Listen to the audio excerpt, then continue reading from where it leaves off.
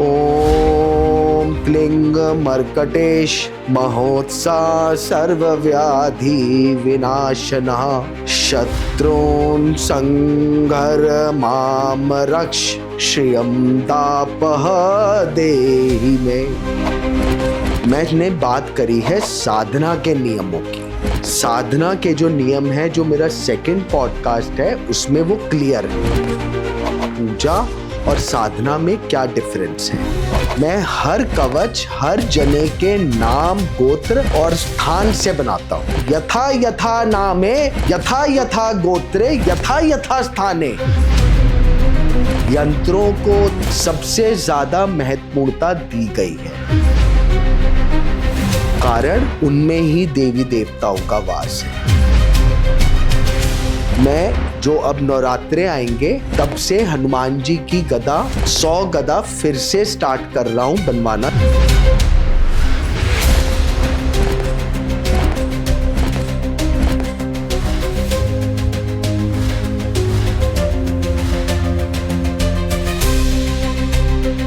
नमस्कार।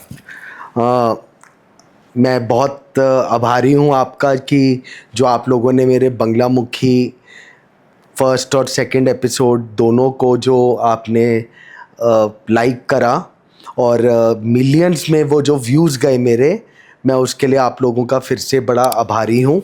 और प्लस मैं थोड़ा सा और आपको उसके बारे में डिटेलिंग बताना चाहूँगा, क्योंकि मेरे पास आप लोगों का प्यार और इतने क्वेश्चंस आए, तो मैंने सोचा कि कुछ टिप्स और दी जाए। देखिए, बंगला मुखी माता का डिटेल में आपको पहले ही बता चुका हूँ। काफ़ी लोग मेरे से पूछ रहे हैं कि हम फीमेल्स हैं, हम साधना करें, पूजा करें। देखिए, पूजा आप किसी की भी कर सकते हैं। पूजा में कोई दिक्कत नहीं है। विधान से करिए, पूजा पाठ करिए, हमेशा आपको अच्छे ही फल मिलेंगे। मैंने बात करी है साधना के नियमों की। साधना के जो नियम है, जो मेरा सेकंड पॉडकास्ट है, उसमें वो क्लियर है, तो उसको आप दोबारा देखिए, आपको समझ आएगा पूजा और साधना में क्या डिफरेंस है। प्लस काफ़ी लोग जो परेशान हैं या ऊपरी बाधा से हैं, आप लोगों ने मुझ पे ट्रस्ट करा। मैं कवच ज़रूर बना रहा हूँ, लेकिन ऐसा नहीं है कि मेरे कवच हमेशा एक जर्नल मैं रेडी रखता हूँ, ऐसा नहीं करता। आप समझिएगा, एक प्रॉपर कवच जो बंगला मुखी या कोई भी कवच, जैसे लक्ष्मी प्राप्ति का कवच है, रोग विनाश का कवच है, मृत्यु संजीवनी कवच है, विद्या प्राप्ति के लिए बच्चों का कवच है, या घर में वास्तु दोष निवारण कवच है, यंत्र है, या बंगला मुखी कवच है, हनुमान जी का कवच है, या गदा है, किसी भी प्रकार का कवच मैं रेगुलर नहीं बना के रखता। मैं हर कवच हर जने के नाम, गोत्र और स्थान से बनाता हूँ, जिसमें अभिमंत्रित पूरे वेदों के साथ किया जाता है, वेद मंत्रों के द्वारा। जैसे अब पीछे मैंने 5 साल में 2 बार गदाएं बनाई हनुमान जी की, जो मैंने आपको अपने बंगला मुखी फर्स्ट एपिसोड में दिखाए भी थे। मैंने कवच पहने हुए हैं।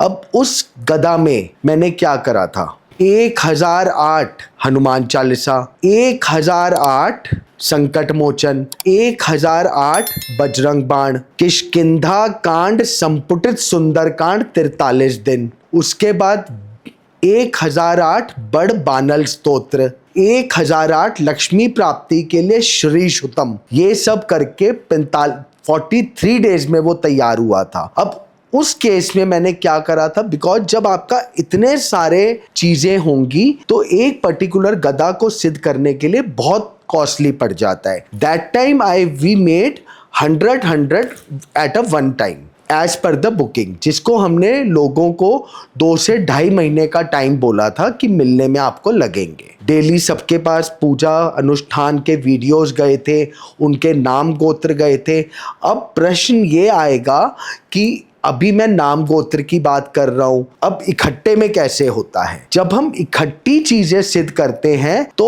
उसके अंदर संकल्पित ऐसा होता है, यथा यथा नामे यथा यथा गोत्रे यथा यथा स्थाने। मतलब जो जिस भी नाम का, गोत्र का, स्थान का बंदा है, जिसके पास भी ये सिद्ध चीज जाएगी उसको वो असर करेगी। अब अंत में जब वो गदा सिद्ध होती है, जब हम आपके नाम गोत्र वाला पता करा तो एक छोटी सी विधि करके फिर उसको उसके नाम से गदा या यंत्र प्रोवाइड करा दिया। जहां पर इंडिविजुअल बनना होता है उसके लिए 8 से 10 दिन लगते हैं। मैं हमेशा, कई बार मैंने बोला है, यंत्रों को सबसे ज़्यादा महत्वपूर्णता दी गई है, कारण उनमें ही देवी देवताओं का वास है।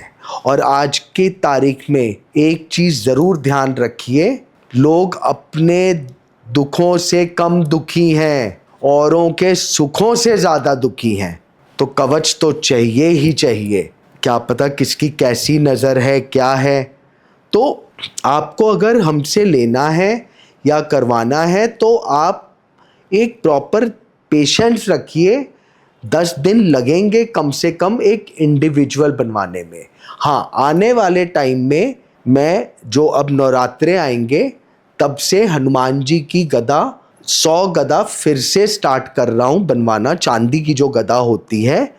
और वो गदा दिवाली तक, पूरी दिवाली के बाद लगेंगे, क्योंकि उसमें 43 डेज लगेंगे, नवरात्रे, दिवाली, हर चीज़ के अंदर।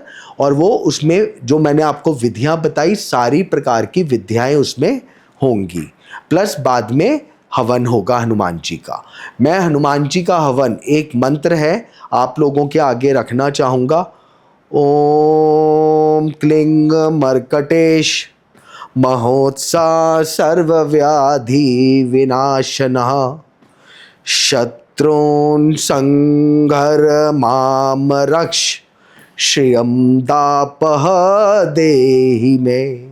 इस मंत्र से मैं हवन करवाता हूँ। हवन में जो सामग्री है वो मैं ओपनली नहीं बोल सकता, वो कुछ विशेष सामग्रियाँ होती हैं। इसके बाद वो गदा में जागृतता आ जाती है। तो अगर आपको इसी प्रकार का कुछ कवच, मेरु यंत्र, जो वास्तु दोष यंत्र, लक्ष्मी यंत्र, क्योंकि आने वाले दिन बहुत अच्छे हैं। अभी नवरात्रे, जन्माष्टमी, दिवाली, इन सब के लिए बहुत अच्छे दिन आ रहे हैं। तो आप हमें कांटेक्ट करिए। और बाकी जय मां पहाड़ी।